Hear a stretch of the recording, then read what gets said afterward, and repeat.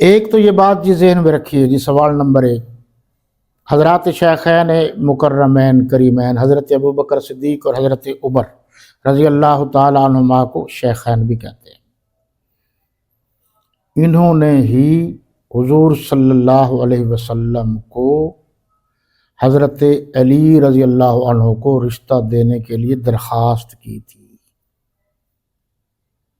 یہ ذہن میں رکھ لیں، حضرت ابوبکر حضرت عمر رضی اللہ تعالیٰ عنہما نے جناب رسالت مآب صلی اللہ علیہ وسلم سے بی بی فاطمہ الزہرا رضی اللہ تعالیٰ عنہا کا رشتہ دینے کے لیے درخواست کی تھی۔ انہوں نے آپ صلی اللہ علیہ وسلم نے قبول فرمایا تھا۔ چنانچہ گواہ، نکاح کے گواہ حضرت ابوبکر صدیق اور حضرت عمر رضی اللہ تعالیٰ عنہما ہے۔ سمجھ آ رہی ہے بات کی؟ اگر ان کو گواہ نہیں مانو گے تو پھر حضرت علی المرتضیٰ کا نکاح کیسے ثابت کرو گے؟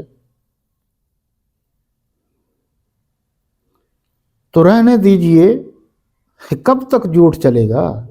کب تک کہانیوں پر؟ عقیدے کی بنیاد کہانیوں پر نہیں چلا کرتی، قصوں پر نہیں چلا کرتی۔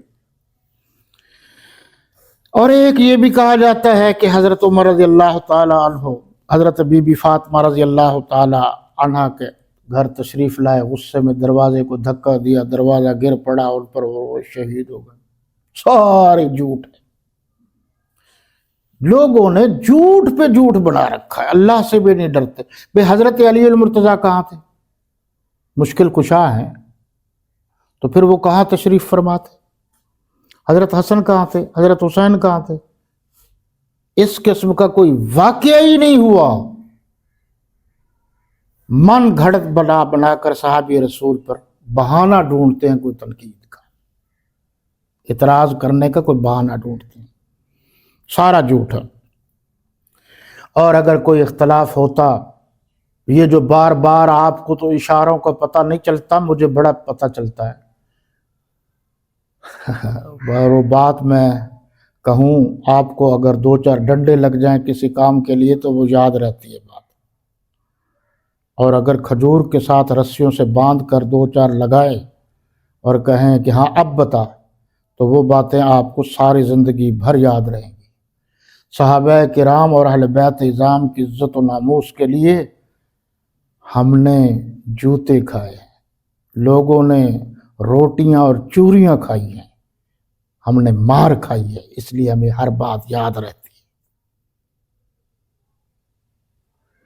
وہ بات یہ ہے کہ اگر بی بی فاطمہ الزہرا رضی اللہ تعالی عنہا کے باغ کا بہانہ بنا کر حضرت صدیق اکبر رضی اللہ تعالی عنہ پر تنقید، اور جو باقی صحابہ کرام رضوان اللہ تعالی علیہم اجمعین موجود تھے ان پر تنقید کا بہانہ بنایا جاتا ہے، تو پھر آپ بتائیے نا کہ جب حضرت بی بی فاطمہ الزہرا رضی اللہ تعالی عنہا اس دنیا سے چلی گئیں، جنازہ تیار ہوا، تمام صحابہ کرام موجود تھے، حضرت علی المرتضیٰ بھی موجود تھے، حضرت حسن حسین رضی اللہ تعالی عنہما بھی موجود تھے، تو حضرت علی المرتضیٰ خامد تھے، وہ جنازہ پڑھاتے۔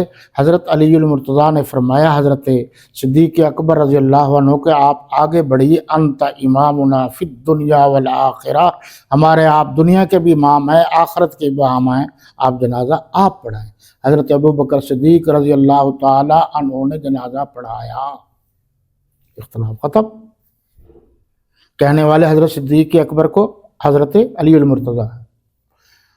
اگر کوئی ختم کرنا چاہے تو منٹوں کی بات ہے، خواہ مخواہ بڑھانا چاہے تو بڑھاتے رہے۔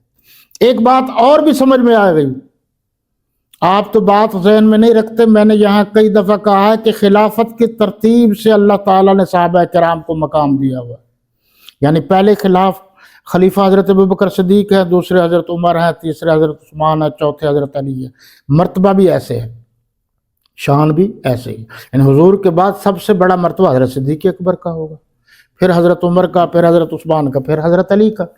اب میں یہاں یہ بات کہتا ہوں کہ یہ جو جملہ ہے حضرت علی المرتضیٰ رضی اللہ تعالیٰ عنہ کا، کہ انت امامنا فی الدنیا والآخرہ، آپ ہمارے دنیا کے بھی امام ہیں، آخرت کے بھی امام ہیں۔ تو پتہ چلا ترتیب کا کہ حضرت علی المرتضیٰ نے حضرت صدیق اکبر کو دنیا کا بھی امام مان لیا، آخرت کا بھی امام مان لیا، یعنی آخرت میں بھی حضور کے بعد باقی ساری کائنات میں سب سے پہلا نمبر رتبے اور شان کے لحاظ سے حضرت صدیق اکبر کا۔